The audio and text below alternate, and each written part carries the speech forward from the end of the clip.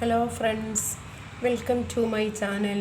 ഇന്ന് നമ്മളിവിടെ പറയാൻ പോകുന്നത് MS വേർഡിൽ എങ്ങനെയാണ് ഇതുപോലെ ഒരു വർക്ക് ക്രിയേറ്റ് ചെയ്യുന്നത് എന്നാണ്. ഓക്കെ, ഈ വർക്കിനകത്ത് ഒബ്ജക്റ്റിനെ കോപ്പി ചെയ്യുന്നതും ഒബ്ജക്റ്റിനെ ഗ്രൂപ്പ് ചെയ്യുന്നതും ഒരു ഒബ്ജക്റ്റിനെ എങ്ങനെയാണ് അലൈൻ ചെയ്യുന്നതും എല്ലാം നമ്മളിതിൽ പറയുന്നുണ്ട്. ജസ്റ്റ് ഞാൻ ഇത് സെറ്റ് ചെയ്ത് വെച്ചതാണ്. ജസ്റ്റ് ഞാനൊന്ന് റിമൂവ് ചെയ്യുകയാണ്. അതിനുശേഷം നമുക്ക് പുതിയൊരു ഷേപ്പ് എടുത്തിട്ട് വരക്കാം. ഓക്കെ, ഞാൻ ആദ്യം ചെയ്യാൻ പോകുന്നത് നമ്മുടെ പേജിനെ ഓറിയൻറ്റേഷനും ലാൻഡ്സ്കേപ്പും ആക്കുന്നത് എങ്ങനെയാണെന്ന് നോക്കാം. അപ്പം നമുക്ക് വീതിയിൽ നമ്മുടെ പേജ് കൊടുക്കണം. വീതിയിൽ പേജ് കൊടുക്കണം വേണ്ടിയിട്ട് നമ്മൾ ഓറിയൻറ്റേഷനിൽ പോയിട്ട് അത് ലേഔട്ട് മെനുവിൽ വന്നിട്ട് ഓറിയൻറ്റേഷനിൽ ലാൻഡ്സ്കേപ്പ് ആക്കുക. അപ്പോൾ നമ്മുടെ പേജ് കുറച്ച് വീതിയിൽ കിട്ടി. ഓക്കെ, പിന്നെ നമ്മൾ ഇൻസെർട്ടിൽ പോയിട്ട് ഒരു ഷേപ്പ് നമുക്ക് ആവശ്യത്തിനനുസരിച്ച് വലുപ്പത്തിൽ നമുക്ക് എന്ത് ചെയ്യാം, ഒരു ഷേപ്പ് വരച്ചു ഞാൻ. ഓക്കെ, കീബോർഡ് നമ്മൾ അതുപോലെ തന്നെ വലിപ്പം കൂട്ടി കൊടുക്കുക. ഓക്കെ, ഈ ഒരു ഷേപ്പ് നമുക്ക് ഇവിടെ നിന്ന് കളയാം, ഡിലീറ്റ് ചെയ്തു. ഓക്കെ, ഇനി നമുക്ക് ഈ ഒരു ഷേപ്പിനെ നമുക്കൊന്ന് ബ്ലാക്ക് കളറിലിടണം. ഓക്കെ, അപ്പോൾ അതിന് വേണ്ടിയിട്ട് ഡ്രോയിങ് ടൂൾസിൽ വന്നിട്ട് ഫോർമാറ്റിൽ വരിക, ഷേപ്പ് ഫില്ലിനകത്ത് ബ്ലാക്ക് കൊടുക്കുക.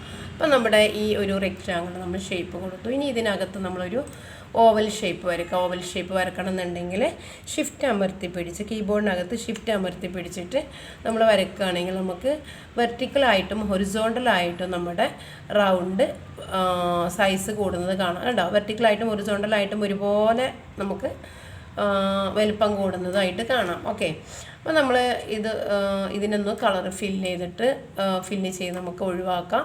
അതിന് വേണ്ടിയിട്ട് ഡ്രോയിങ് ടൂൾസിനകത്ത് ഷേപ്പ് ഫില്ലിനകത്ത് നോ ഫില്ല് കൊടുത്തു. നോ ഫില്ല് കൊടുത്തതിന് ശേഷം ഷേപ്പ് ഔട്ട്ലൈൻ എന്ന് പറയുന്നത് ഇതിൻ്റെ വെയിറ്റ് ജസ്റ്റ് ഒന്ന് കൂട്ടി കൊടുക്കുക. ഇനി അതിൻ്റെ ഷേപ്പ് ഔട്ട്ലൈൻ കാണുന്ന കളേഴ്സ് നമുക്ക് അപ്ലൈ ചെയ്യാം. ഓക്കെ, ബ്ലാക്കിൽ എപ്പോഴും നമ്മൾ വൈറ്റ് നന്നായിട്ട് കാണുന്നതായിരിക്കും. ഇനി നമുക്കിതിൻ്റെ ഒരു കോപ്പി എടുക്കണം എന്നുണ്ടെങ്കിൽ നമ്മൾ ഹോം മെനുവിൽ വന്നിട്ട് സെലക്ട് ചെയ്യുക, ഒബ്ജക്റ്റിനെ സെലക്ട് ചെയ്യുക, കോപ്പി എടുക്കുക, പേസ്റ്റ് ചെയ്യുക. അപ്പോൾ നമുക്ക് അതിൻ്റെ ഒരു പകർപ്പ് കിട്ടി. ഇനി അതൊന്ന് ചെറുതാക്കാൻ വേണ്ടിയിട്ട് നമ്മൾ ഷിഫ്റ്റ് അമർത്തി പിടിച്ച് നമ്മൾ ജസ്റ്റ് എന്ത് ചെയ്യുക, ഈക്വലായിട്ട് വരാം. ഷിഫ്റ്റ് അമർത്തി പിടിച്ചാൽ നമുക്കതിൻ്റെ വെർട്ടിക്കലായിട്ടും ഹൊറിസോണ്ടലായിട്ടും വീതി ഈക്വലായിട്ട് കിട്ടും. ഓക്കെ, ഇനി രണ്ട് ഓബ്ജക്റ്റും കൂടെ സെലക്ട് ചെയ്തിട്ട് നമുക്കൊന്ന് അലൈൻ ചെയ്യാം. അതിന് ഡ്രോയിങ് ടൂൾസിൽ ഫോർമാറ്റ് ഓപ്ഷനിൽ വന്നിട്ട് നമുക്ക് അലൈൻ വന്നിട്ട് സെൻറ്റർ ആകുമ്പോൾ നമുക്ക് വെർട്ടിക്കലായിട്ട് എന്ത് കിട്ടി, അലൈൻ ചെയ്തു. അതുപോലെ തന്നെ മിഡിലും കൂടെ കൊടുത്തു കഴിഞ്ഞാൽ ഹൊറിസോണ്ടലായിട്ടും നമുക്ക് എന്തെങ്കിലും വെർട്ടിക്കലായിട്ടും ഹൊറിസോണ്ടലായിട്ടും അലൈൻ ചെയ്തു. ഓക്കെ, ഇനി നമ്മൾ ഈ സെലക്ഷൻ കളഞ്ഞിട്ട് ഈ സെൻറ്ററിലുള്ള, അതായത് ഉള്ളിലുള്ള ഓവൽ ഷേപ്പ് ഒന്ന് സെലക്ട് ചെയ്തിട്ട് അതിനുള്ളിൽ നമ്മൾ ടെക്സ്റ്റ് ആഡ് ചെയ്യണം. ഓക്കെ, അതിന് വേണ്ടിയിട്ട് നമ്മൾ ഈ ഒബ്ജക്റ്റ് സെലക്ട് ചെയ്യുക, അതിൻ്റെ റൈറ്റ് ബട്ടൺ ക്ലിക്ക് ചെയ്യുക, ആഡ് ടെക്സ്റ്റ് കൊടുക്കുക. അപ്പോൾ കഴ്സർ അതിനകത്ത് വരും, നമുക്ക് ടെക്സ്റ്റ് ടൈപ്പ് ചെയ്യാം. അഡീഷണൽ ഇൻകം നമ്മൾ ടൈപ്പ് ചെയ്തു. ഓക്കെ, അപ്പോൾ ഈ ഒരു ഒബ്ജക്റ്റിൻ്റെ എല്ലാ കാര്യങ്ങളും കഴിഞ്ഞു. അതായത് നമ്മൾ കളർ ഫില്ല് ചെയ്തു, ടെക്സ്റ്റ് ആഡ് ചെയ്തു, അലൈൻ ചെയ്തു, എല്ലാം ചെയ്തു.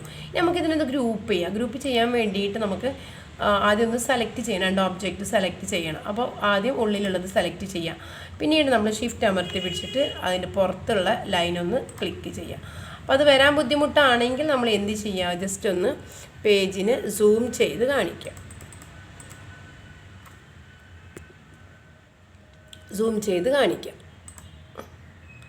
ഓക്കെ, അപ്പോൾ സൂം ചെയ്ത് ഇനി നമ്മൾ ചെയ്യാൻ പോകുന്നത് അടുത്ത ഒബ്ജക്റ്റ് കൂടെ സെലക്ട് ചെയ്യുക. പ്ലസ് വരുമ്പോൾ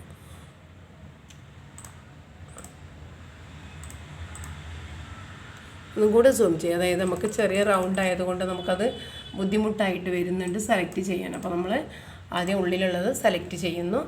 അതിനുശേഷം നമ്മൾ അതിനുള്ളിലുള്ളത് സെലക്ട് ചെയ്യുക. അതിനുശേഷം പുറത്തുള്ളതും കൂടെ ക്ലിക്ക് ചെയ്യാം. ഓക്കെ,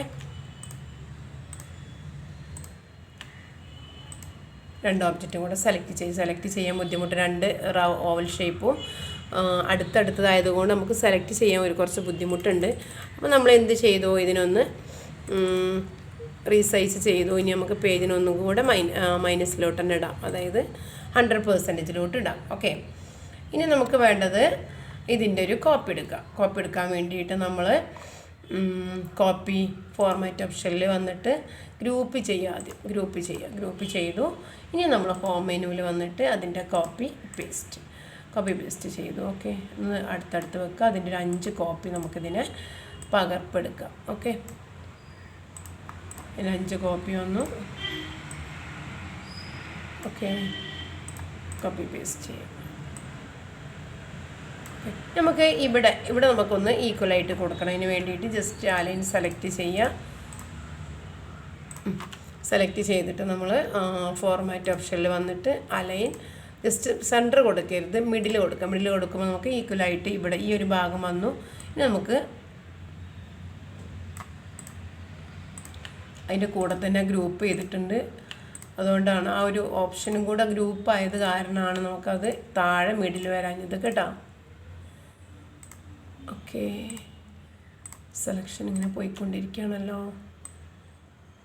ഓക്കെ, ഇങ്ങനെ വെച്ചു. ഇനി നമുക്കതിനെ ഒരു കോപ്പി പേസ്റ്റും കൂടെ ചെയ്യാം. കോപ്പി പേസ്റ്റ് ചെയ്യാം. ഹോം മെനുവിൽ വന്നിട്ട് കോപ്പി പേസ്റ്റ് ചെയ്യാം. കോപ്പി പേസ്റ്റ് ചെയ്തതിന് ശേഷം നമ്മളിങ്ങനെ ഇടാം. നമുക്ക് 5 ഒരുമിച്ച് കിട്ടിയില്ലേ. ഇനി നമുക്ക് അതന്നെ ഒന്നും കൂടെ കോപ്പി പേസ്റ്റ് ചെയ്യാം. അപ്പോൾ നമുക്ക് ഒന്നും കൂടെ കിട്ടി.